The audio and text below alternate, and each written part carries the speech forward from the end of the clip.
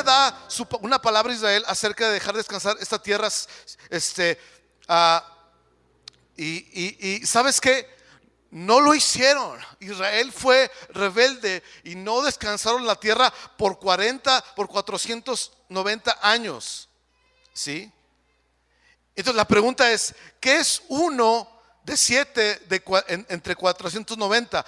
7 por esa cantidad son 70 años. Qué interesante, ¿no? Porque ellos, por no haber sido rebeldes contra lo que Dios había dicho, la cautividad duró 70 años exactamente.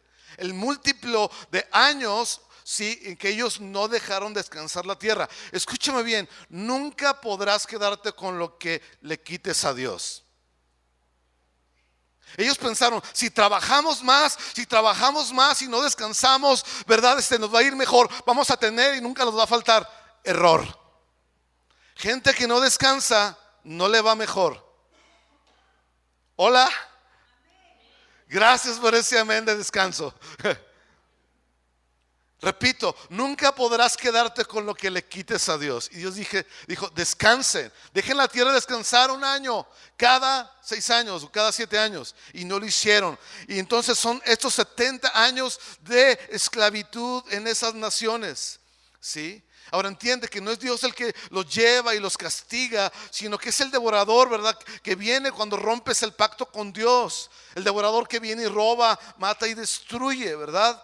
Y Daniel está viendo el libro de Jeremías en ese momento y ve que 70 años, aquí dice 70 años y ve y dice, Daniel dice, es el año 70, estamos en el año 70 y no estamos preparados para lo que Dios prometió que iba a hacer. Y Daniel hace como un tipo de encuesta, vamos a decirlo así, de lo que debería haber estado pasando, ¿verdad? Y deberían estado, el pueblo de Israel en cautividad debería haber estado hambriento, buscando a Dios en arrepentimiento, ¿verdad? De sus malos pasos y caminos, buscando a Dios que les había dado una gran bendición en el pasado.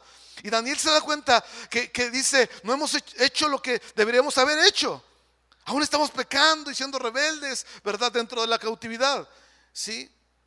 Y aunque Daniel no estaba pecando, nota que un intercesor, un sacerdote, no apunta el dedo hacia otros cuando ora.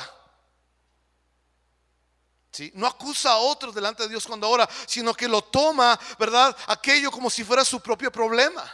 Y ora parado en los zapatos de las personas por las cuales está orando, y como si fuera su propio problema. Y Daniel ora por su propia gente como si él mismo hubiera pecado. ¡Wow! Eso hace un sacerdote. Nunca, repito, levanta el dedo para acusar, ¿verdad? Por gente delante de Dios, sino se pone en sus zapatos y toma el pecado de aquella gente y lo hace como propio. Lo mismo tú vas a encontrar en la historia de Nehemías. Nehemías, ¿verdad? El pueblo de Israel estaba mal, había pecado, y Nehemías dice, perdónalos, Señor, perdónanos, perdón, porque hemos pecado contra ti. Nehemías no había pecado. Nehemías había sido un buen seguidor de Dios, sí, un hombre justo. Pero Israel estaba mal y él abrazó el pecado del pueblo como si fuera propio. Eso hace un sacerdote. ¿Sí? ¿Cuántos hemos orado, Señor, llévatelos o te los mando? Pero eso es lo que hace un verdadero sacerdote. Se para a favor de los demás. Y aunque nunca tal vez o tú no la has regado, no te has equivocado o no has pecado en algún aspecto, tú abrazas y tomas lo de la otra persona como si fuera tuyo. Eso es lo que hace un sacerdote, un verdadero intercesor. Eso es lo que hizo Cristo, ¿sí? ¿Y qué hace Daniel? Daniel empieza a bombardear el cielo. Diga conmigo, bombardear el cielo. Pum, pum, pum, ¿verdad? Que venga la misericordia de Dios, ¿verdad? Pero también la gracia para que la nación, ¿verdad? Entera se transforme de sus malos caminos y los deje. Y Dios, ¿verdad? Empieza a orar. Daniel, voltéanos y transfórmanos porque queremos ser un pueblo, ¿verdad? Que sea completamente liberado. Y Daniel está orando por lo que ya ha sido prometido. Dios había dicho esta palabra a Jeremías muchos años atrás. Dios lo había prometido. Iban a ser libres del cautiverio después de 70 años. Escucha bien, algunas promesas se vuelven vivas, ¿verdad? O vida hasta que las oras.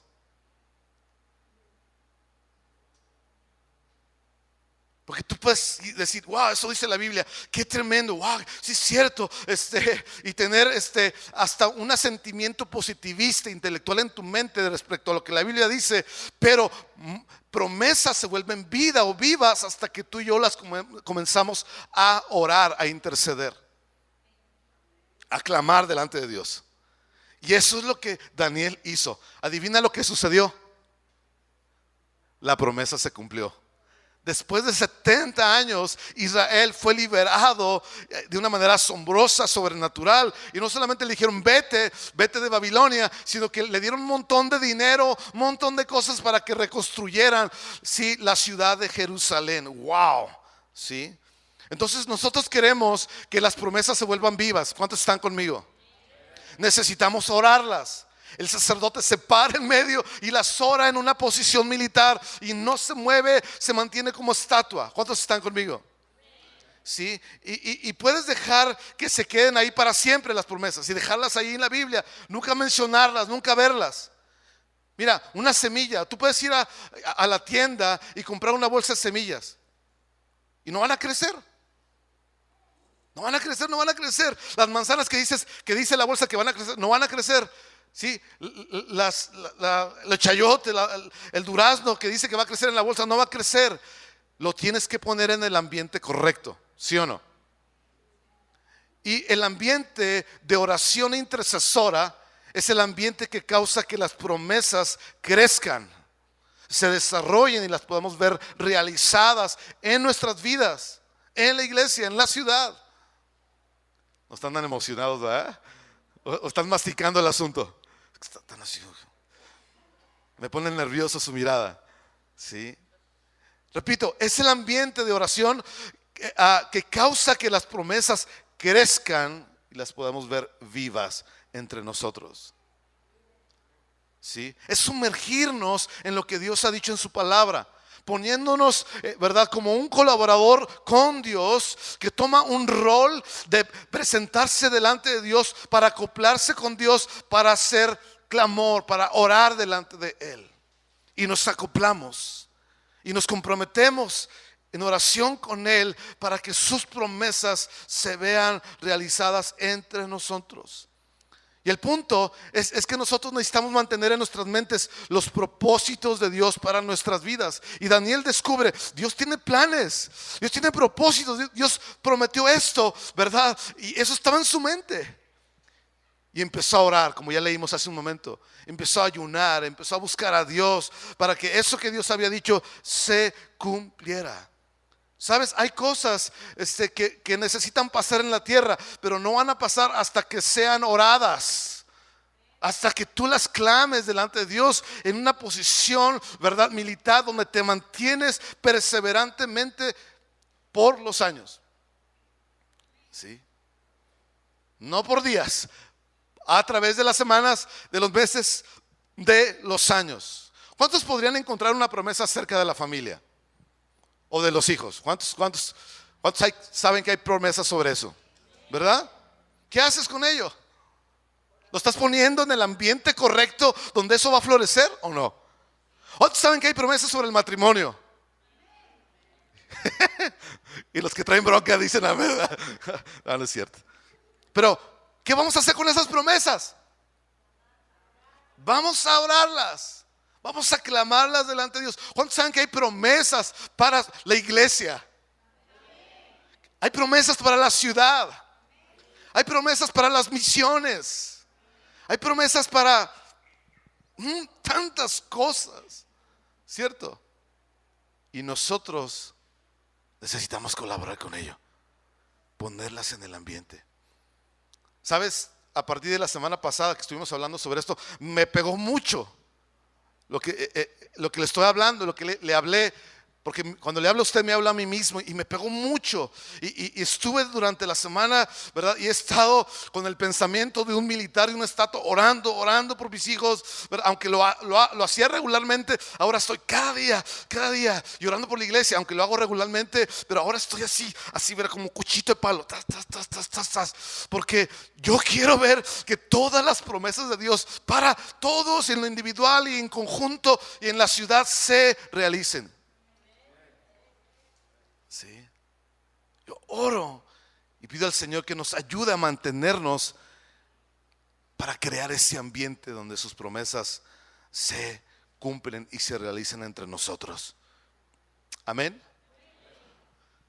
Sabes, hay una promesa que me dio vueltas y vueltas en la mente toda la semana, y fue cuando Jesús dijo, ¿verdad? Que yo edificaré a mi iglesia y las puertas del Hades no prevalecerán, no quedarán en pie frente al avance de la iglesia. Y le di vueltas y estaba meditando en ello y pensando en nosotros como iglesia, y comencé a orar esa misma promesa toda la semana. Y mientras oraba en ello, pensaba en la promesa, ¿sí? Y me encanta y me trae tanta seguridad y tanta paz, porque Dios va a edificar. Jesús dijo que va a edificar, a levantar, a construir a su iglesia. Y la iglesia no es este edificio. Sí, eso es un concepto equivocado. La iglesia somos los que seguimos a Cristo. Amén. Y Dios prometió edificar, levantar tu vida, darle una fe tan sólida, tan fuerte, tan capaz de que puedas hacer la voluntad de Dios. De que si estás caído, estás desanimado, estás tirado emocionalmente, espiritualmente, Dios va a agarrar tu vida y la va a levantar. Dios lo prometió y Él lo va a hacer. Y yo necesito tomar esa promesa y he estado agarrándola, ¿verdad? Cada vida, cada uno de nosotros. Si tu matrimonio anda medio cabizbajo, medio de cobija arrastrada, ¿verdad? Si no sé, alguna situación en tu vida, algún aspecto está, ¿verdad? Casi a punto de romperse, Dios prometió edificar a su iglesia. Y si tú eres su iglesia, estás incluido. ¿No le emociona eso? ¡Wow!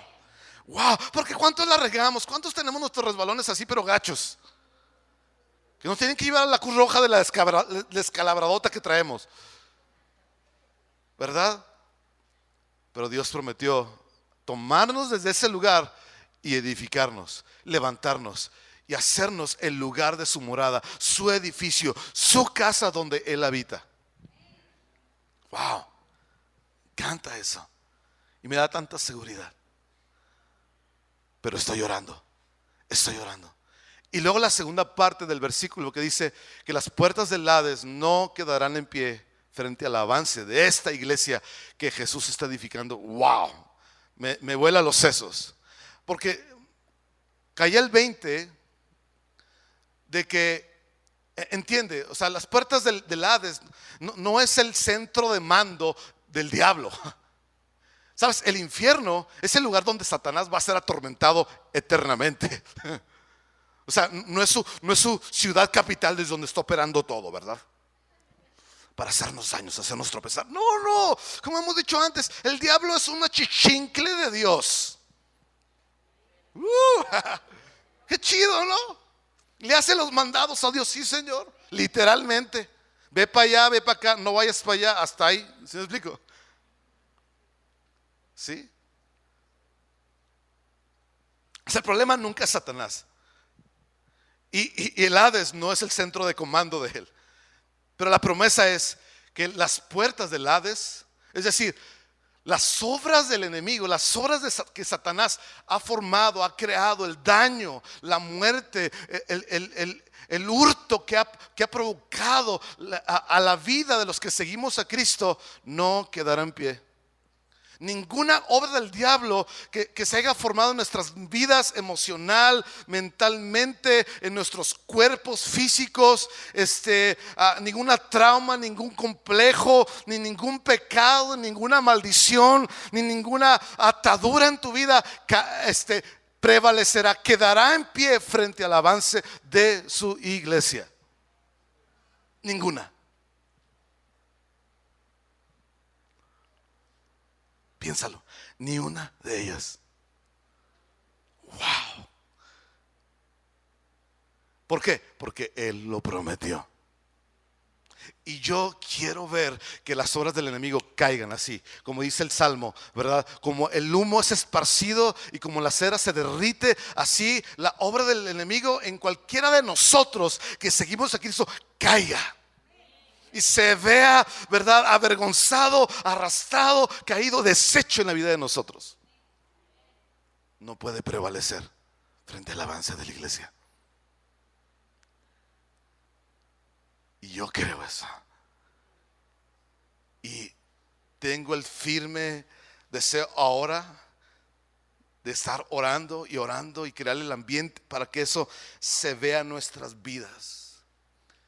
Que como he hablado con algunos de ustedes, que los dones de la iglesia se ejerzan para que todas esas cosas que se vuelven un tropiezo para muchos de nosotros, se vuelven un obstáculo para seguir a Cristo. Porque hay gente que las emociones, ¿verdad?, son su obstáculo. Hay gente, ¿verdad?, que su mente es un obstáculo. Hay gente que su cuerpo y su enfermedad es un obstáculo para seguir a Cristo. Hay gente que las finanzas, que la pobreza es un obstáculo. Y yo creo que Dios quiere y ha deseado que la pobreza sea rota en nuestras vidas. Amén. Y Él lo ha prometido. Cada área, cada aspecto donde el enemigo ha ejercido algo sobre nosotros, se ha quebrado. Que los matrimonios donde las cosas han estado, ¿verdad?, complicadas, difíciles, y todas las cuestiones emocionales, sentimentales, mentales que surgen en matrimonios, todas se dobleguen ante el señorío de Cristo y el avance de su iglesia. Yo creo que viene una temporada, mis hermanos, de libertad. Siento en mi corazón decir esto. Creo que viene una temporada de libertad y sanidad para muchos de nosotros que nunca hemos experimentado. Yo lo creo. Porque ¿cuántos traemos un montón de rollos con los que todavía pataleamos y trastabillamos? Ay, caray, pues pensé que eran más. Pero a lo mejor me equivoqué de público. Creo que la gran mayoría. Pero Dios edificará su iglesia y las puertas del infierno del Hades no podrán prevalecer. No podrán sostenerse ante el avance de su iglesia.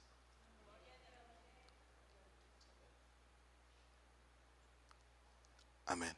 Y quiero cerrar porque creo que necesitamos orar. Y yo quiero tomarme el tiempo para orar por quien sea necesario, porque creo que Dios está poniendo un manto de libertad y de sanidad y de mucho rompimiento en casi la gran mayoría de nosotros. Y eso me incluye a mí. ¿Cuántos luchan con temores y miedos en las diferentes formas y cosas que viene el miedo y el temor a tu vida? Yo sí. Yo batallo. O sea, yo predico y estoy miedoso. Y quiero emprender algo, quiero hacer algo y me da miedo y me da temor. ¿Y cuántos le tienen miedo al qué dirán? No solamente al qué dirán, sino al qué dijeron. Y uno siente vergüenza, y uno siente culpa, y uno siente, ay, no soy nadie, y no sirvo para nada. Ay, yo debería no existir para no estorbar y para no regarla tanto. ¿Cuántos sienten ese sentimiento? Yo creo que viene un tiempo, una temporada en que Dios nos va a liberar, nos va a sanar de todos esos rollos, para que sirvamos libremente a Jesús y hagamos su voluntad libremente cada día de nuestras vidas. Creo que viene una temporada en que jóvenes van a ser liberados de, ¿verdad?, de fornicación, de pornografía, de adicciones a gente joven y gente adulta. Creo que en una temporada que Dios va a quebrar eso en la vida de ustedes, de nosotros. No podrá prevalecer ante el avance de su iglesia. Pero necesito que seamos iglesia todos nosotros. Se lo repito, los de este lado, necesito que seas iglesia, porque si la iglesia avanza orando y creando el ambiente, esas cosas del diablo sobre sus vidas van a caer. Sección B. Necesito que sean iglesia. Que podamos crear juntos el ambiente para que todas esas cosas que todavía te atan y te cautivan y te hacen tropezar y te tienen atado, caigan delante de Dios, porque eso es lo que Dios ha prometido. ¿Están conmigo? Sección B. ¿Qué? Sección C. Necesito que sean iglesia. Necesito que se pongan de acuerdo, nos pongamos de acuerdo y oremos y creamos el ambiente de oración, de intercesión, para que Satanás salga avergonzado y seamos libres. Amén. Sección D. Ok. Son dos tan valiosos como usted. Necesito que sean iglesia, muchachos. Amén. Que podamos crear el ambiente para que Dios venza y triunfa, o que eso sea realidad en nuestras vidas. ¿Sabes? Me acordé de un versículo. Vaya conmigo al Salmo 91, por favor. Y con eso cierro, aunque ya lo dije 3 veces. Salmo 91. Y quiero animarte con ese pasaje, porque Dios lo promete.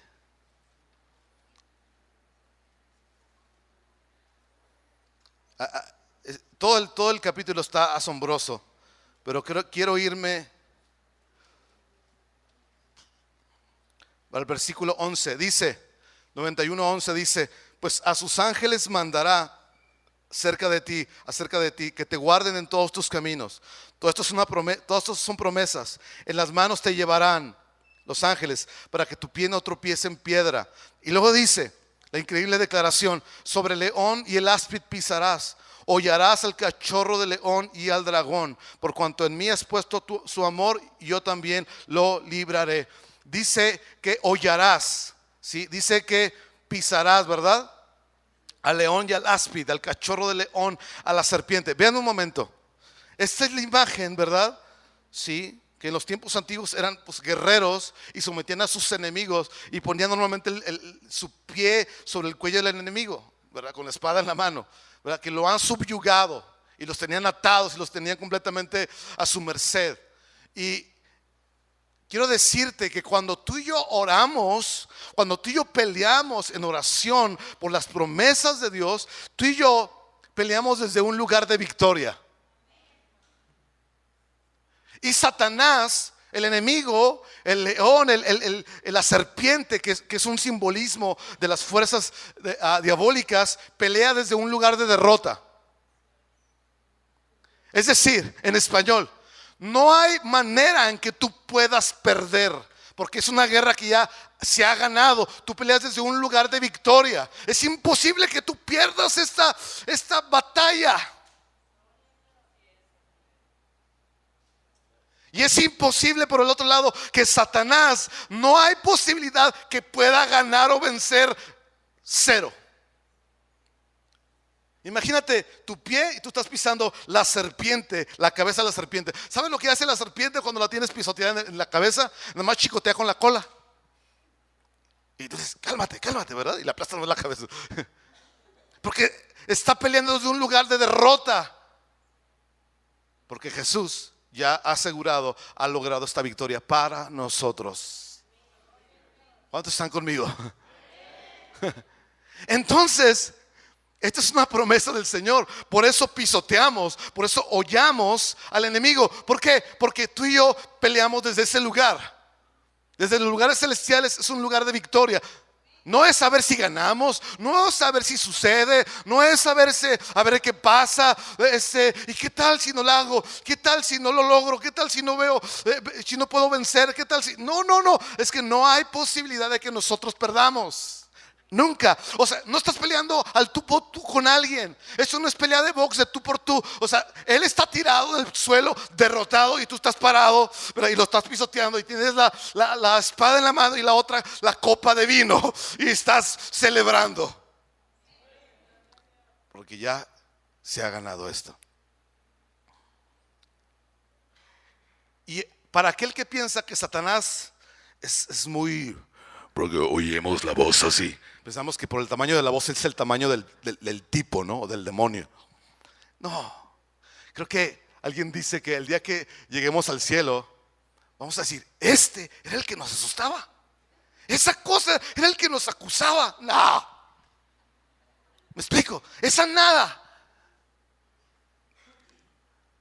Así es.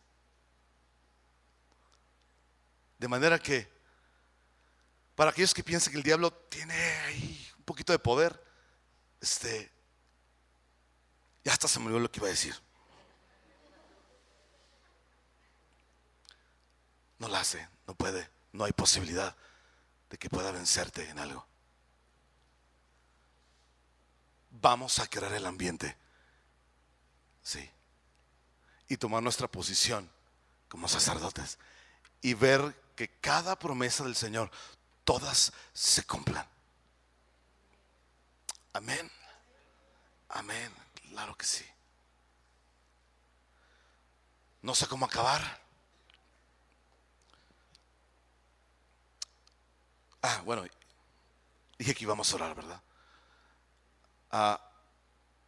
Le voy a pedir a algunos que al final me ayuden a orar, Steve, Andrea, no sé, algunos, porque si usted dice, necesito, ¿verdad?, orar y ponernos de acuerdo en orar por algo en particular sobre tu vida, quiero tomarnos el tiempo. Está jugando mi equipo favorito ahora, va ganando, gloria a Dios, pero no me importa, me importa usted, ¿sí? Y quiero, si es necesario, orar por todos ustedes, y usted se puede esperar para poder orar por usted. Quiero orar, porque quiero orar la promesa de Dios sobre tu vida, tu familia, tu cuerpo, tu matrimonio, tu lo que sea, ¿ok? Sobre tu trauma, sobre lo que sea. Y quiero que, haciéndolo simbólicamente como un comienzo de una temporada en que nosotros vamos a funcionar como iglesia, creando el ambiente para que las promesas de Dios se cumplan, estén vivas. Amén. Solamente es una promesa, hay miles de ellas, pero traigo esta en mi corazón. Traigo esta en mi corazón, ¿sí? Y no le pongo, o créame, a mí no me gusta ponerle atención al diablo, no me interesa hablar de él. Lo único que me interesa es hablar y pensar y declarar y hablar y orar las promesas de Dios. Y esa es una de ellas y está cañona, ¿sí? Está gruesísima. ¿Están conmigo? Póngase de pie.